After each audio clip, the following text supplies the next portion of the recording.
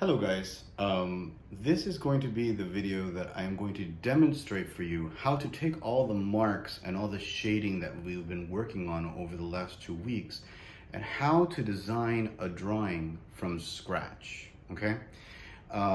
So to do this assignment, you're going to need your sketchbook and you are going to need all the different shades of gray of your drawing pencil.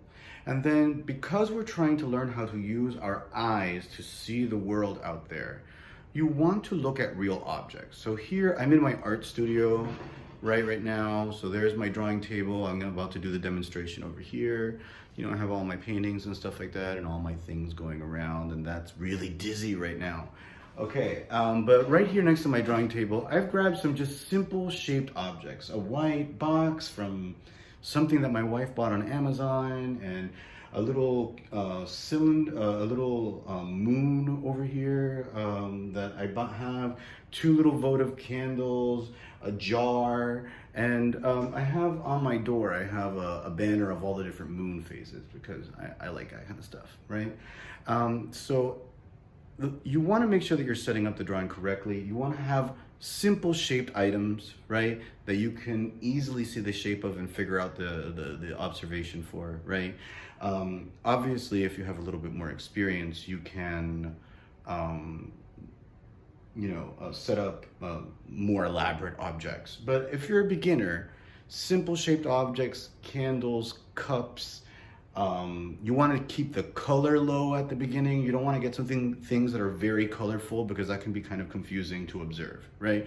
So at the beginning, you want to notice that all of my items are either neutral tone or like white, right? I'm trying to keep it simple so that I can use my observation to see chiaroscuro and all the different shades of gray. So now I'm going to start with the demonstration. Okay guys, so based off of the objects that I was showing you in the intro part of the video, I'm going to start structuring a drawing. Now the drawings that you should be doing in your sketchbook this week should take up the entire page of the sketchbook, which is roughly 9 inches by 12 inches, right? Now, the first part of every drawing is called the gesture. The gesture is basically a contour drawing that is used to figure out how much space all of the objects are going to take up in the composition, okay? So when you're figuring out this particular contour drawing, you want to use your lightest pencil because at the end of the drawing, you shouldn't see the contour anymore. So right now, if you see here, I am using my HB pencil, which is like my lightest pencil in my drawing set, okay? And I'm gonna go ahead and I'm going to look at the object that's closest to me. So when I look at the objects, the way that I set them out, I have a votive candle, a small votive candle that is on the page. So I'm going to literally use my contour mark and I'm gonna try to put in all of the information in there, right? The way that I see it from my observation, right? So the votive candle is laying on its side, right? And then it has kind of like a little divot there, and then it kind of comes this way. So I'm again, using very light marks. I'm trying to plan out how big the votive candle is in comparison to everything else and how I want it to fit on the page. That's why when we were practicing mark making in the first week, we talked about how the contour mark, right, is a very slow, sketchy line that allows you to discover the space an object takes up. And that's how we use it when we're doing, again, the gesture, the first part of a drawing. So now I'm gonna go into a time lapse so that you can see me plan the entire page before I start shading.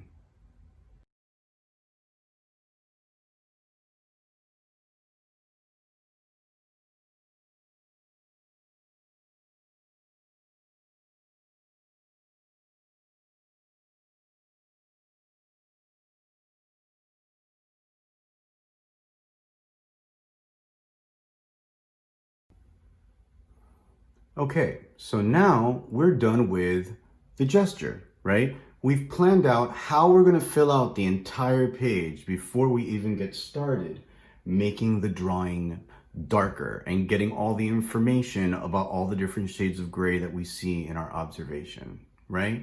Now notice a couple of things about my gesture. First of all, I'm using my observation and trying to look at the objects that I've set up the table the way that they're lining up. So the little votive candles in the front, the second votive candles behind there, then I have the white box.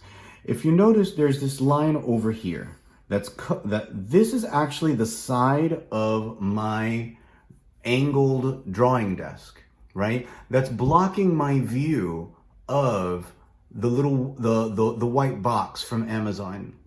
Okay? Don't make things up out of your imagination at the beginning. If you can't, I can't see the bottom right hand corner of the box, right? Because it's blocked from my view. So I'm not going to try to use my imagination to imagine what the edge of the box is going to look like. I am going to just say, hey, look, this is covered, and I have a table over here that's covering my view, right? I also breaking up the background. If you notice over here, I can see kind of like the edge of the door that is behind there. And then over here, underneath here, I can see the little black banner with the moon symbols. I might not draw the moon symbols. It's up to me, but I get to make those choices because I'm the artist, right? You know, I'm showing the edge of the table over here, and I'm doing it all on an extraordinarily light pencil, okay?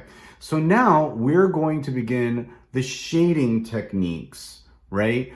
To fill in the drawing with chiaroscuro. Okay, now, one of the rules of classical drawing is that in reality, right, there are no outlines. Outlines don't exist, right? What you are seeing when you are observing objects, when you see the edge of the object, you are seeing a quick transition in color, right? So some of you are saying, Mr. That doesn't sound right. Think about it this way. Look at how I have the paper set up with the blue tape, right? Is there a line between the color blue and the color white? No, that line doesn't exist. The color of white stops and the color blue starts. And that's what creates the edge that you see. So in the process of creating these drawings, after you create the gesture, and again, with your very light pencil, because you want to be able to get rid of the gesture when you're working on the drawing, right?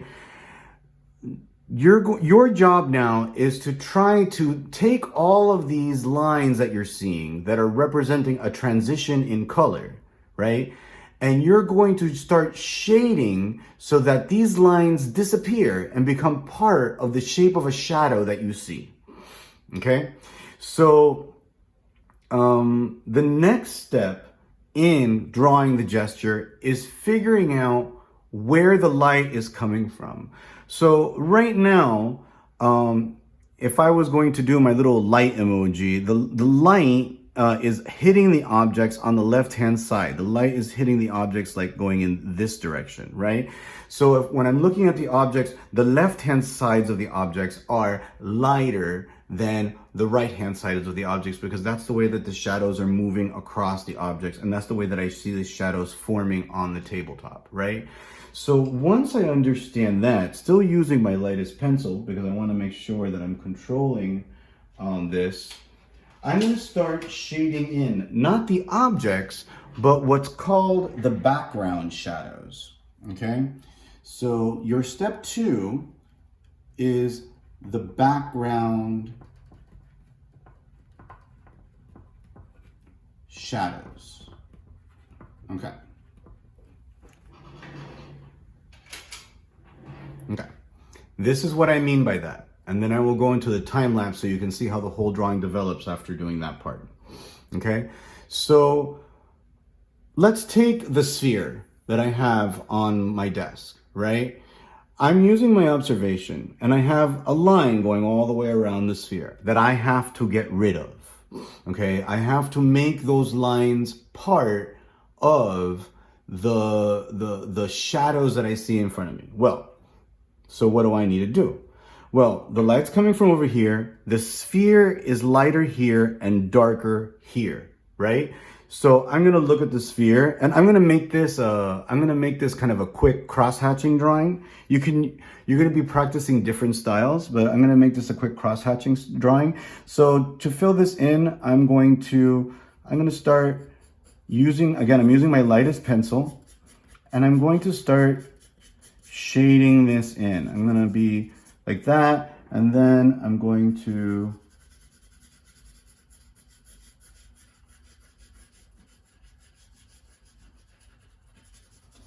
and see, the moon is darker on this side. So what I'm trying to do is I'm trying to show that the light is hitting the moon over here, right? And the moon, and again, I'm using my lightest pencil right now. And you can see what I'm doing with the line on the sphere on this side. The line on the sphere on this side is becoming part of the shadow on the sphere or on the ball. Right? So I'm trying to make that line disappear into the shadow on the inside of the object. But I still have this line.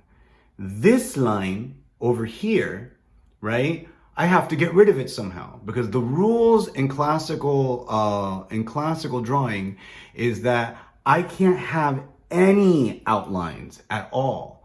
So if I see a line there, that means that one side of that line is darker than the other, and that's why I'm seeing that line. So here, the ball isn't going to be darkened, it's going to be the background, and that's what the background shadow is.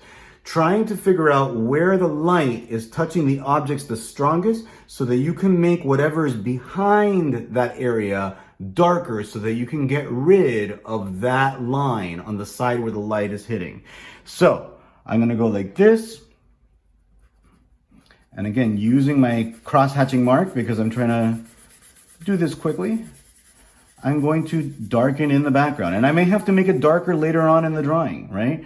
I'm going to darken in the background. I'm doing cross-hatching, right? So I'm going to go like this. And I'm going to cross out my lines. And then see what happens there. Because I'm doing my cross-hatching pretty evenly. I'm very proud of myself. Okay, so now you see I was able to get rid of that outline, right? By making what was behind the object darker and thus making that line part of the darkness behind the object, okay? Now, I'm gonna go into a time lapse where you're gonna see how I implement this all over the drawing.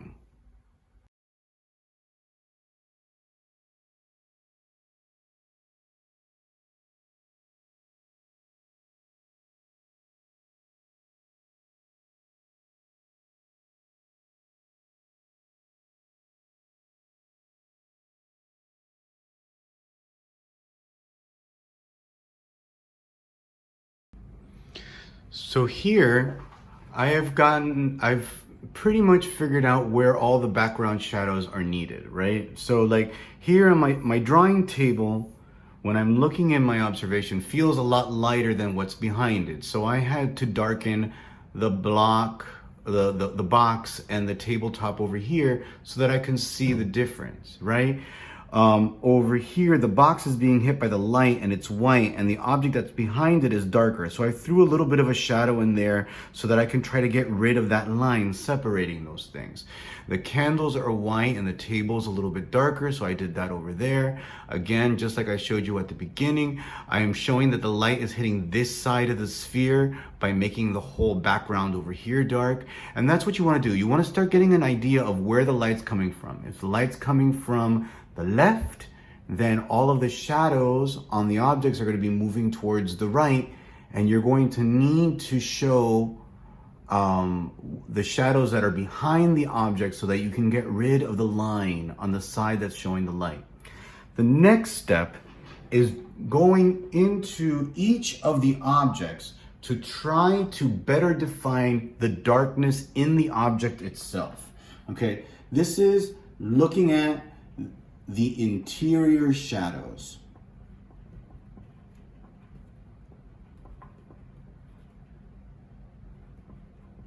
okay? The interior shadows. Every object that is affected by light has information inside of it.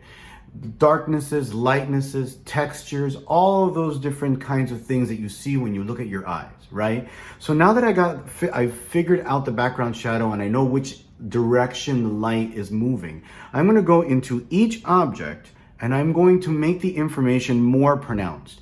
You always want the shadows in the objects themselves to be darker so that they stand out more. So now I'm gonna put away, I did all of this, these first two steps with my HB pencil.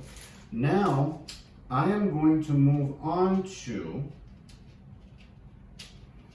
a B2 pencil. Okay, so a slightly darker pencil. This is B2, right? Or 2B, I should say. So now I'm going to look at the different shadows that I see inside of the objects, and I can pick whichever objects I want. I'll start with the box because it's simplest, right? When I look at the box, because the light is coming in from this side, the top of the box, even though it's lighter than the background, right, is slightly darker than this side. Now it's really important to keep the side where the light is touching as clean as possible so that it looks brighter than everything else, right? So now I'm gonna go into here and I'm gonna be like, okay, well, I need to use my slightly darker pencil, and with a very little pressure, I'm gonna build up the shade over here. So when I'm doing that, what I'm trying to do is I'm trying to take this line that separates the top from the left-hand side, and I wanna make that line part of the darkness that I see on the top of the object, right? But now, always playing the comparison game, I realize that now this side and that side are almost the same color, right? If they're the same color, I can't see the difference. So then I have to I have to compensate for that. So once I have my hatching over here and I have my lines at the top of this thing, then I have to go back in here with the darker pencil and I have to make this shading even darker so that I can see the difference. And that is a big part of drawing, people. It's the constant trying to fix and adjust the things that you've done before to make them even more correct. So now I'm gonna go in here and I am going to make this whole side that I had made dark before, but now I'm gonna make it darker with the darker pencil. Again, using my hatching technique, cross-hatching technique, because I decided I wanted to make this a cross-hatching drawing, right? Right, trying to make this whole side much darker, trying to make sure that those outlines that I've created over here, right, still make the object look as visible as possible. Now, I'm noticing that also when I shaded the top of this object, the very top line of the box became a little bit confused with the background shadow because those are very similar. Now, when I look at the objects, I realize that the background is darker. So if the background is darker, I have to adjust and I have to make that whole area darker using the control of my hand, going like this, and then crossing because I'm doing cross hatching. So I have to always cross the line so I get that nice texture of the cross hatched lines going on there, right? And then I can blend that into the background shadow that I already have and allow that to kind of just slowly transition into the gray that I already have in there. And then I try to, you know, use and this is still medium pencil. This is not the darkest pencil. You're gonna go all the way through all the pencils when you're doing this process, right? You know, so now that shows up as being clear. I can tell the difference now between the background and there. I'm leaving this side white because that's where I see the light hitting the object the strongest. Now, I'm gonna go into the time-lapse video and I'm gonna go into every single one of the objects and I'm going to try to find the darknesses inside of each object.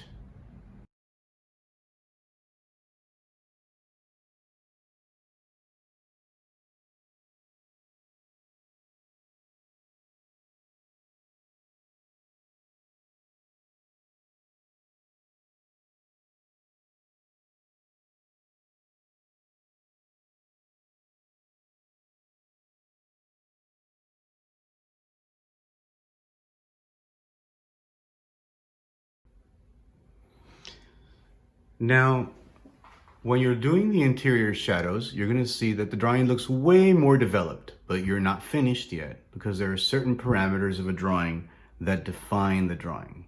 Now, one of the rules of chiaroscuro, right, is that no shadow in an object stays the same shade of gray, okay? All shadows become a little darker as they move away from the light and they get closer to the light, right? So your step 4 is to find the darks in the darks. Force your eye to look at the information inside of the objects and look, where does it really get darker? Where do I see these shadows that are very simplified right now? Where do I see more information happening, right? So I'm going to leave my 2B pencil behind, right?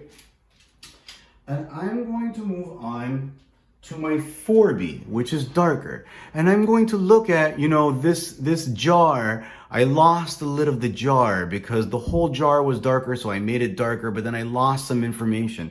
So with the darker pencil, I'm gonna go ahead and I'm going to look at that line and I'm gonna be like, okay, well, I see that this is over here, and I'm gonna kind of stipple that back in there. And I'm going to put in the information of like the darker details that I see.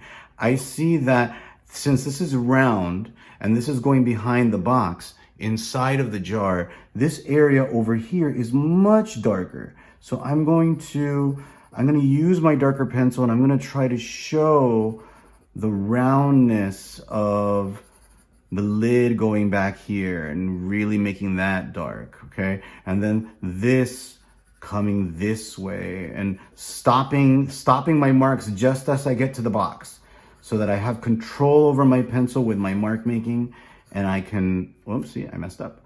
And I can kind of make that gradually darker inside of here. The bottom of the box casts a dark shadow on, because of its curved lip, it has a dark shadow on the table. So this area is darker. So you start looking for those darker details inside of the objects to make them stand out, okay?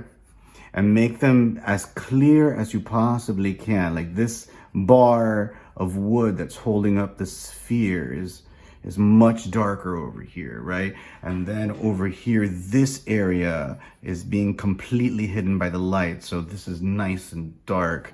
And then like where the underneath part of the sphere comes in, right? This part is way darker and has a texture to it. So I'm going to come in here and I'm going to define that shape, and I'm going to kind of make those shadows get gradually darker where they need to get darker using a darker pencil. There are some kind of dark, details reflected in the glass votive candles that I see as being darker. So I'm going to go ahead and I'm going to add those details in there so that I can make the candles stand out, little ridges, little creases, little pieces of information.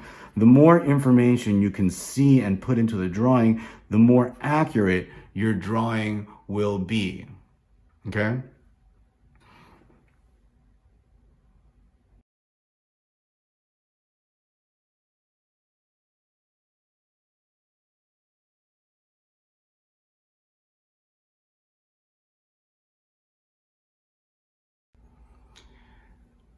Now you can see that I've already put the darks within the darks, and every time that you look for those areas where things are getting darker, the objects become more and more three-dimensional and kind of alive. They start looking like you can almost start picking them up.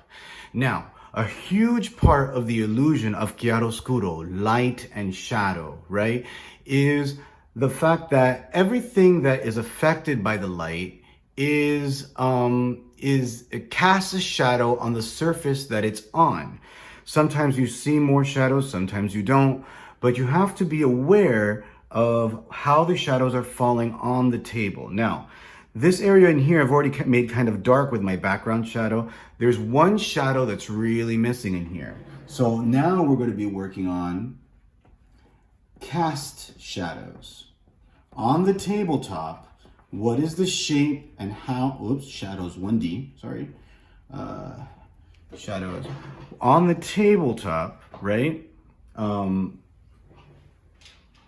Where does the cast shadow go? So now, okay, I'm moving on to my 6B pencil. I'm moving on to a darker pencil, and I'm looking at my objects, and the light's going this way. A lot of the shadows are hidden, but there is one shadow that I see that is the shadow of this one votive candle over here.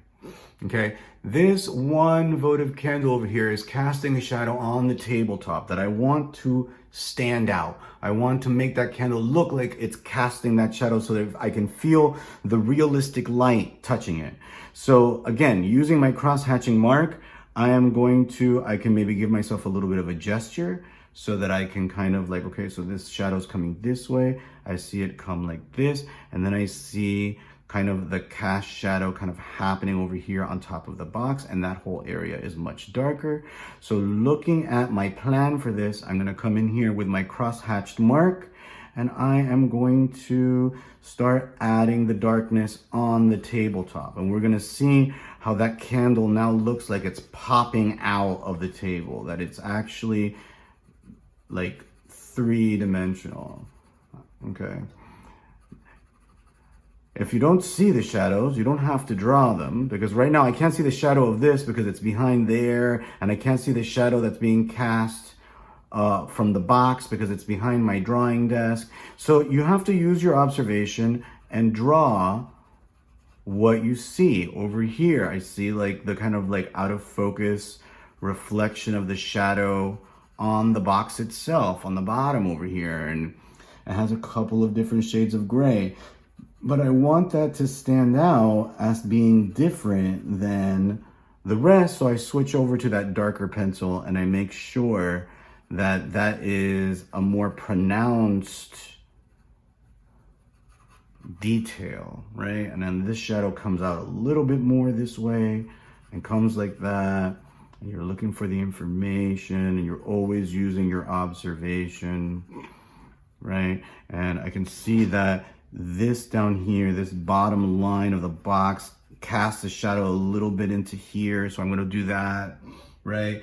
And, you know, I can see little shadows from like the little feet that are hitting the spheres. So I see little shadows like that kind of being reflected into the top of the little ceramic jar that this is standing on, right? I can see even darker areas in here, always looking for that information of where things are touching, where things are spaced out, right? Right there. Okay, and it doesn't take much, but that just helps bring the objects to life. Then the very last step, and this is usually pretty quick, right, is your step 6, black. Your drawing must have black, okay? If it does not have black, it cannot be considered a finished drawing, okay? You should have as much black details in there, right, as the white, right? You're trying to balance the white, because in a classical drawing, the amount of white and black in a drawing should be as balanced as possible to make it look complete. Now, these are usually a lot of sporadically spaced details. There are some things in my observation that are truly black, like this banner back here that I have behind the sphere and this on this side. That in my observation is the darkest thing there. There are also quite a few little tiny black details inside of the object. So now, using your darkest pencil, you're going to try to find whatever the darkest details are in your observation. They must be black on your paper, especially when you're working in grayscale. So now the time lapse for just the finishing up of the drawing.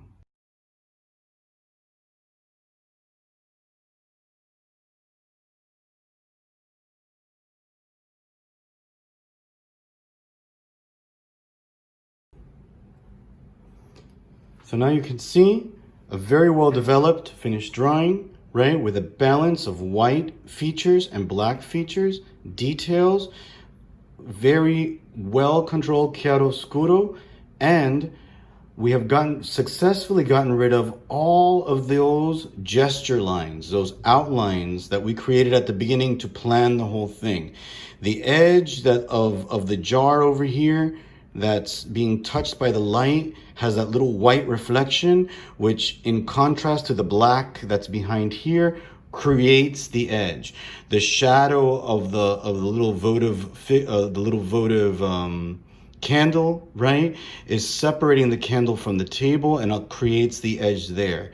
This side of the object is darker. This side of the object is getting the most light and pretty much the whole picture, right? So this line is not a line. It is a transition from white to all these different shades of gray that we see developing on there. And that is how you do a classical drawing.